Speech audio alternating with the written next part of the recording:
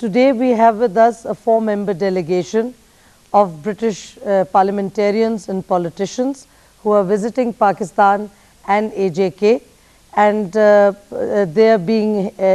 were organized by Mr. Qassim Afza, who's one of the members of the delegation, who is also in fact the chairman of the Liberal Democratic Party's Friends of Kashmir group. And with Mr. Qassim Afza, we have Dr. Jenny Tong, who's the senior member of parliament of the Liberal Democratic Party, and she's also the shadow secretary for international development. And with her we also have Ms. Patsy Carlton, who's also a member of parliament from the Liberal Democratic Party and is the shadow secretary of health, if I'm correct. And accompanying these three is Mr. Ben Jeffcott, who's the councillor and also belongs to the Liberal Democratic Party and is a member of the Friends of Kashmir. Mr. Qassim Afza, why the visit at this time when most of the world is focused on this impending American aggression against Iraq? I think your questions hit the nail on the head, really. There's a major shift in focus towards Iraq at this current moment, and obviously that's, I would guess, the right way through. We feel that, as LDFK, that the issue of Kashmir and the difference between India and Pakistan shouldn't be put into the shadow. But at the same time, even though so much is going on, and my colleagues obviously were very concerned about Iraq, and they had to be there, to be honest, but they came to Pakistan to get an understanding from the Pakistani people, as well as the Kashmiri people, of how they perceive things and how they see what's going on and their feelings towards the West in relation to the disputed territory of Kashmir. And I think the visit has really been very successful. We've been extremely well welcomed by both the Pakistan government and the officials of Kashmir. We have visited the line of control. We were in Chakoti, if that's the right way. Yes, did you sort of get the access that you felt you should have gotten in Jammu and Kashmir? Absolutely, absolutely. I think without doubt, everything was so beautifully structured and laid out, and there was no restriction. We weren't told to go there or not to speak to anybody, or we couldn't do this. Everything was left totally open, and wherever we wanted to go, time allowing, we were there. And we spoke to people, we spoke to refugees, we went to the camp there. And yes, I must admit, seeing the refugees in the sort of situation that they were in, which I would say is very, very difficult, was quite emotional and quite upsetting. But what we felt was positive was that we were allowed to speak to the people. We actually even met some of the UN people there as well. Of course, they can't elaborate, but it was good to see them there, that some skirmishes had taken place. Apparently there had been some fire across the mountain over the top. So I think it's been quite promising, very pleasing. I think we've learnt a lot. But at the same time, I must stress that as LDFK, we have to take a neutral position on this. And we're not really making any decisions or taking any sides. I think it's very important that we also try to mimic the same delegation, if possible, to India, and hopefully get the same access. So that you are trying to go to India? Yes, we are trying, and we will be obviously communicating with the appropriate authorities. But as far as this visit is concerned, we've seen a lot. We've got a lot of information, and we're very pleased with the openness. And well, I would say this has been the status quo here, that please come and have a look. And General Musharraf has made that very clear, that come and have a look. And so, Dr. Tong, is this your first time here? It is, yes. And how did you find the situation, especially since obviously there was a focus on Kashmir of this delegation? What were your impressions on this first visit to, not only to Pakistan, but to the LOC from the Pakistani side? Can I say I've been very pleasantly surprised by what I've seen of Pakistan, which I appreciate is very limited. I've been to India and I've been to Bangladesh, and I'm extraordinarily impressed by the progress Pakistan has made. The good roads are something that is really, you laugh, but I mean there are many, many capitals in the world where the roads are appalling. And the roads in Islamabad and indeed in Lahore that we've driven on were very good. the efficiency of the military who were in charge of our visit into Kashmir yesterday was absolutely faultless, and it wasn't in the least bit officious or stiff or uncomfortable. We were greeted very well, as Qassim has said. We had an enormously enjoyable day, gained a huge amount of information, but the one thing that has struck me in the last 2 days is the efficiency that we've met in Pakistan everywhere. But you know, you went to the refugee camps, and one doesn't normally hear in the Western media or from Western governments about the plight of the Kashmiri refugees that have come across to AJK as a result of Indian interdictions. And of course the Indians have also removed all the settlements along the LOC from their side.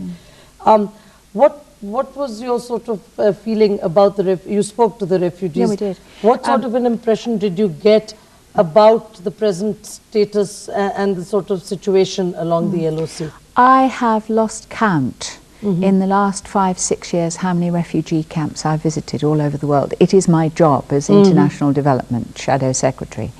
And I thought the refugees were as sad and as moving as refugees are all over the world. But again, the one thing that impressed me, although their conditions are not what any of us would want to live in, they are pretty appalling, but the children were being educated, the people were being fed, they certainly looked well nourished. I didn't see the sort of malnutrition that I've seen in other situations in other parts of the world.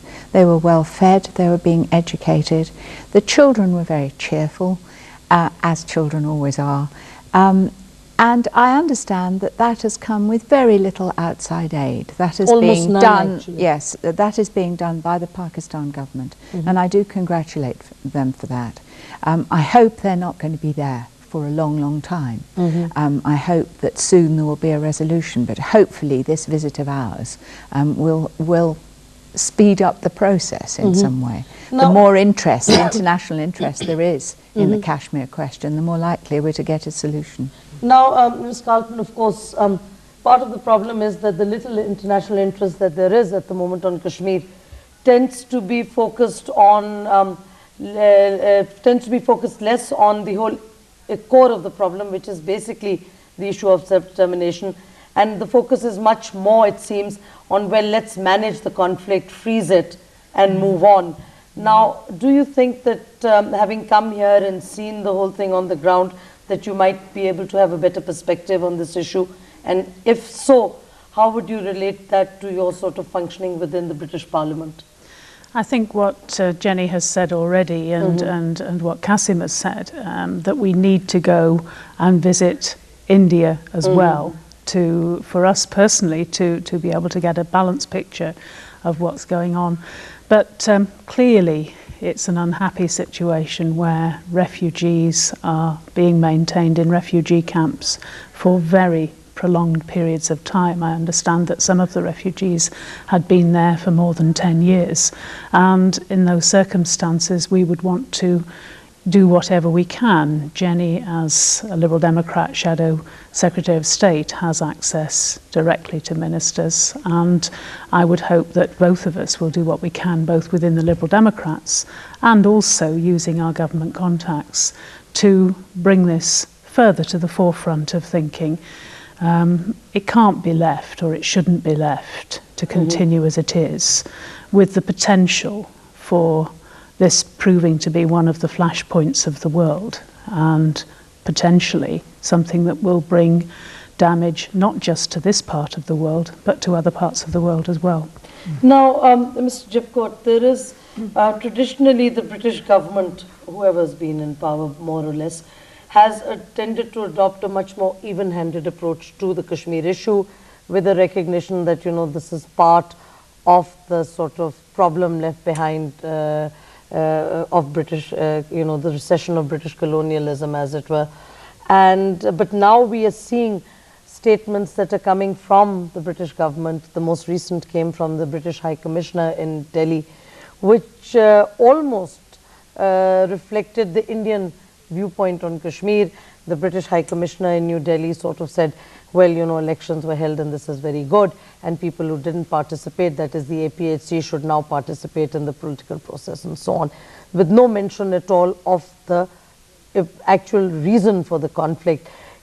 Now, is there anything that Friends of Kashmir can do to rectify this situation, or to sort of move the British government back to a much more neutral and balanced posture in Kashmir? Well, what I would like to see, both personally and as a member of the Liberal Democrats for Kashmir, is that the facts of the situation as they are on the ground are exposed to a wider audience, if you like. And we're delighted here to have come in this delegation, and in a very short space of time that we've been here, about 48 hours, we have seen so much and been given so much free access to get a very clear idea of what is going on the ground, the injustices that are being suffered by the civilian population, the tragedies that have occurred and the outrages which have occurred. And we would like to be able to go to the Indian side of the line of control to see for ourselves what is actually going on, and then to put across to the government and to our own party and internationally, within the European Union, for instance. And I've worked very closely with Liz Lynn MEP, who's one of the European members of Parliament in Britain from my party, who has actually managed to put this issue into the European Union's common foreign and security policy. There is now a reference to Kashmir in that policy, which means it is very important that we look at ways of getting a solution. And I think it's about exposing the truth, exposing the facts as they are, and in a neutral and even-handed way, going out to find out what is actually going on both sides, and then saying to the British government, this is the situation as we see it, we must move forward to end the injustices that are there. Well, I was going to say that whatever the result of the election in Jammu Kashmir, and whatever interpretation has been put upon it, it really is a side issue. What is important is to get some sort of ceasefire and withdrawal of troops and cessation of hostilities on the line of control, which we had such evidence of yesterday, so that we can get talks going again. I think that people somehow lose sight of what they're doing if they start talking about the results of an election in one part of the area. There are three sides to this question. There is Kashmir, first and foremost, and there is India and there is Pakistan, and we have to get talks going between those three elements. Now, that is going to be very difficult, but that is what our delegation is hoping to move forward. We know there is impasse on one side, but those UN resolutions of so many years ago very clearly state that there has to be ceasefire and demilitarization before even the plebiscite can take place. And that's where we're stuck, is trying to get rid of the hostilities. Yes, but you do realize that India is absolutely adamant that it is not going to dialogue at the moment. And in a way, their whole Kashmir policy, their Pakistan policy, in many ways is hostage to their domestic politics. What do you think that you can do as a party, your party can do within Parliament, and what do you think that the British government could do to shift India from this obduracy? Well, I think that if India, what we have failed to find out in the last few days is why India is behaving like this. Very few people here seem to have any idea at all, except that India won't budge. You must do something to make India talk. We have had some hints from one of the ministers, but we need to find out from the Indian side just what it is they're afraid of. Is it the breakup of India? Are they seriously worried about losing Kashmir? Or is it going to lead to wider consequences? So I think you must give us time to actually see the views on the other side before we actually put forward any solutions. But I would just say that the essential thing is to somehow find a way of bringing people together to stop the hostilities. Exactly. Pakistan is being accused of terrorism on the line of control. India is accused of gross human rights violations around the line of control within Kashmir. That has got to stop, whatever the reason they have to stop. You do realize that Pakistan, on this issue of LOC infiltration, has time and again advocated Yes, indeed. that if India is so concerned, we always have monitors, we have agreed to international monitors. India should agree to the placing of monitors on its side of the line of control. Yes. And what is totally incomprehensible for a lot of us is why India equally adamantly refuses to have any form of international monitoring along the LOC to verify or otherwise either the Indian claims or the Pakistani claims. We would agree with that, but that's what we want to find out. We want to try and find out what the real reason is for that, and if there's any way the international community can help India come to terms with that situation. I mean, Liz Lynn actually moved a motion at conference as well in the European Parliament regarding the honest broker, and that is again a step forward, and it's come from a Liberal Democrat within the LDFK, which is quite a new body, but it's a national body that many people have got involved within the party. And we hope that through this, I would say, neutral medium, that we will be able to put out our hand of friendship to both sides, India and Pakistan, because at the end of the day, everybody is suffering. And you know, you can see the military build-up. I think it's 700,000 soldiers alongside the line of control. And the other important thing is, which Patsy touched on briefly, was both countries are now nuclear powers. So naturally, the whole world becomes a stakeholder in the situation of Kashmir. Hence, we mustn't get too sidetracked with the situation of Iraq. I mean, Iraq is being accused of something, and we're looking to find evidence on that, whilst 80% of the British public are saying, you know, we need more evidence, we need the United Nations Second Resolution, etc. So, you see, we mustn't miss out the Kashmir issue. And what we need to do is, like you said, not only through ourselves, but the other political parties as well, to work together unitedly inside Europe and with other member states to raise the issue of Kashmir, because the situation now is we could have what we've had with Chernobyl, Hiroshima, Nagasaki. We don't want to do the same thing again. There is a lot of evidence that mediation and a third party, or a fourth party in this case, will actually help ease the process along. I've seen evidence of this in the Sudan.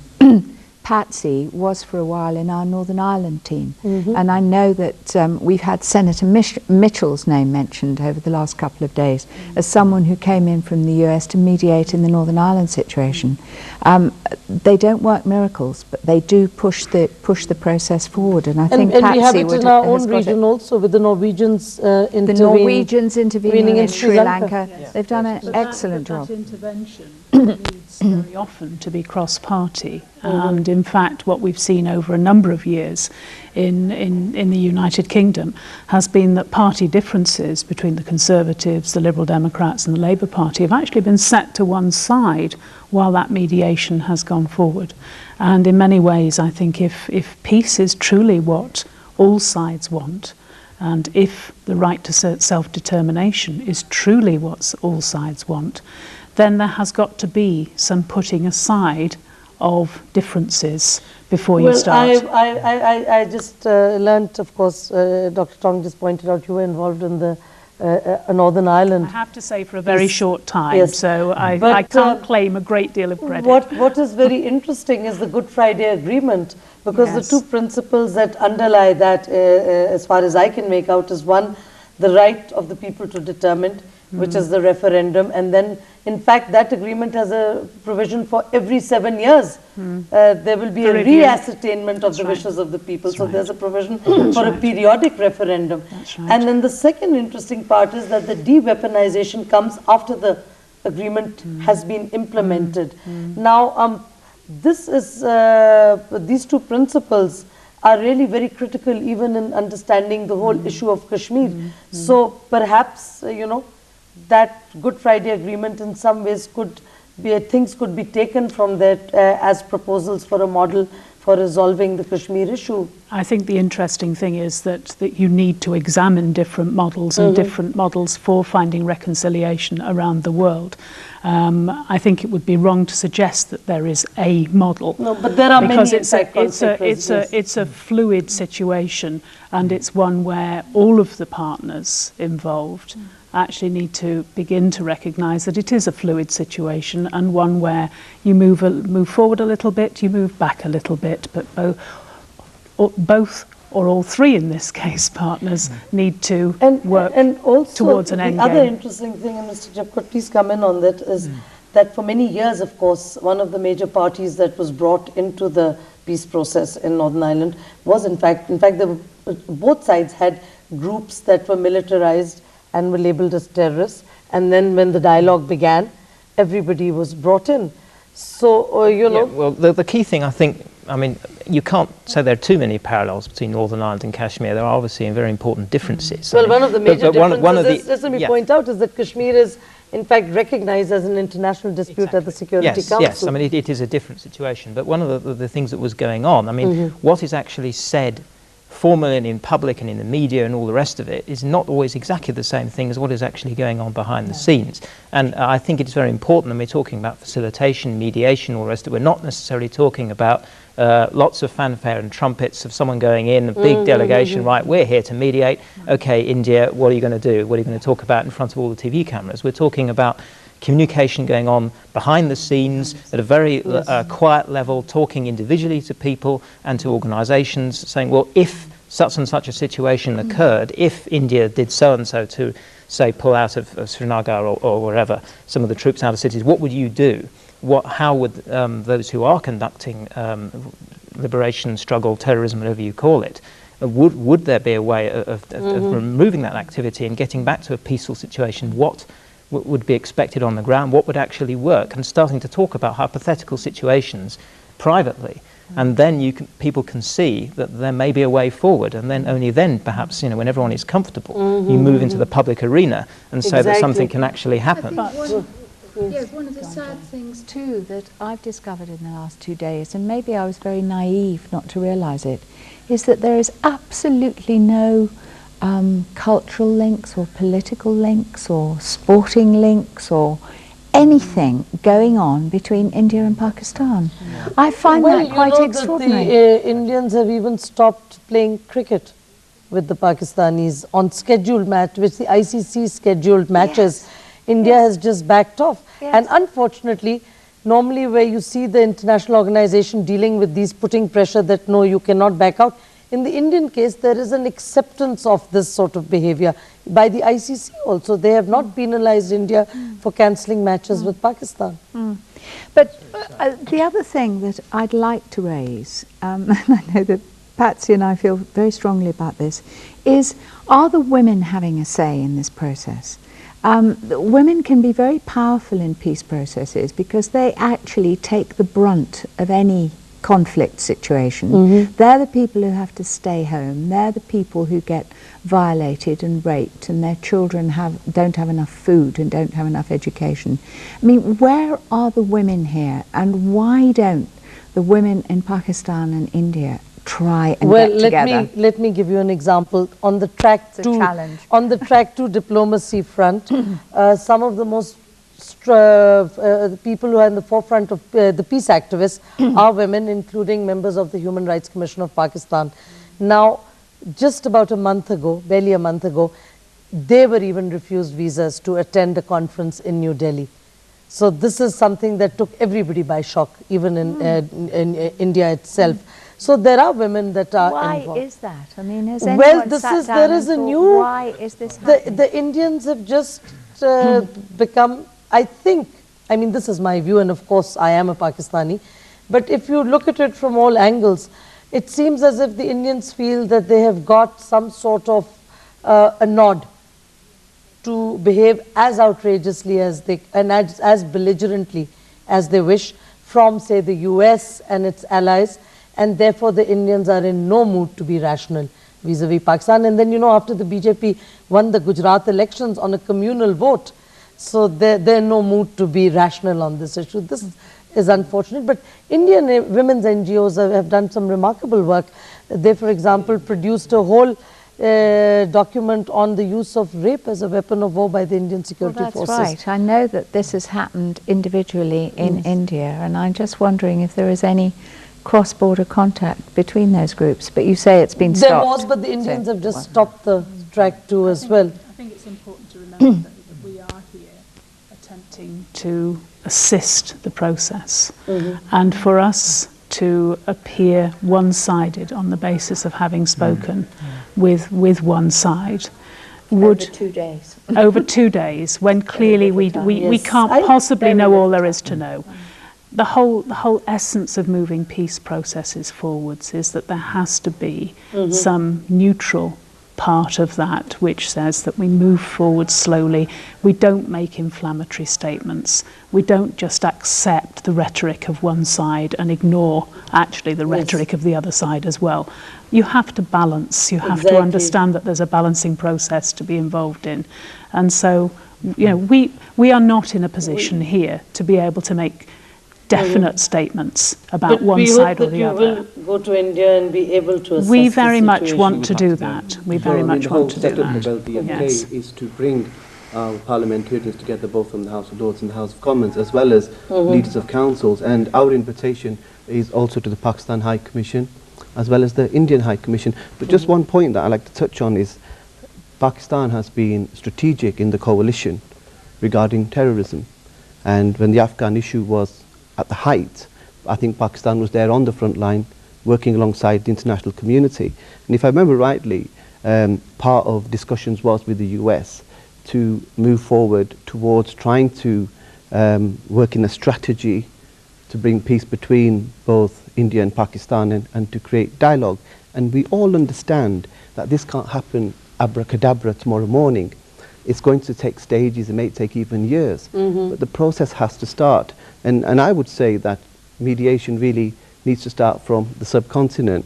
We definitely know that General Musharraf has put out the hand of debate, and I think the good relationships that the US and Pakistan have should be also utilized in trying to create dialogue with India. Well, I think one of the problems here is that of late the US, from the statements of US diplomatic representatives and so on, it seems that they want to manage the crisis rather than resolve it. But I have one last question, and anyone can answer it, is, you know, there is a big Kashmiri community or a British community of Kashmiri origin in Britain. And yet the Kashmir issue has not come to occupy the sort of center stage, at least get a niche in center stage in British politics that one would have thought those numbers would get. What is the reason for that? Because they don't have an advocate. We were talking about this last night and comparing with the East Timor situation. Exactly. And they had Jose Ramos Horta, who went round the world constantly for 20 years, from country to country to country. He never went home, highlighting the issue and highlighting the problem.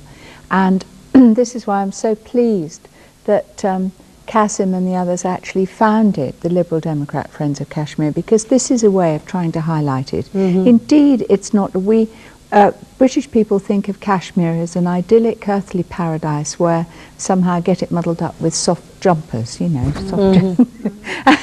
and that's really, they don't know very much about it. We know it's a huge issue, but Kashmir needs a champion who will actually go all around the world highlighting the problems, because it is such a dangerous situation. Well, thank you very much, Dr. Jenny Tong. Thank you, Mr. Qassim Afza. Thank you, Ms. Patsy Calton, and thank you, Ben Jepcott. Well, viewers, it is clear that the Kashmir issue is still too important in the strategic environment of the world today to be entirely forgotten, especially because South Asia now is nuclearized and because the two nuclear states' forces confront each other along the line of control, and as a result, thousands of Kashmiri families, civilians continue to suffer as the line of control not only remains militarized but also sees military exchanges. So we hope that with international pressure growing, dialogue can resume between Pakistan and India sooner rather than later, and that the Kashmir issue is not held hostage to the domestic compulsions of the most powerful state of the subcontinent. Thank you. Khuda Hafiz.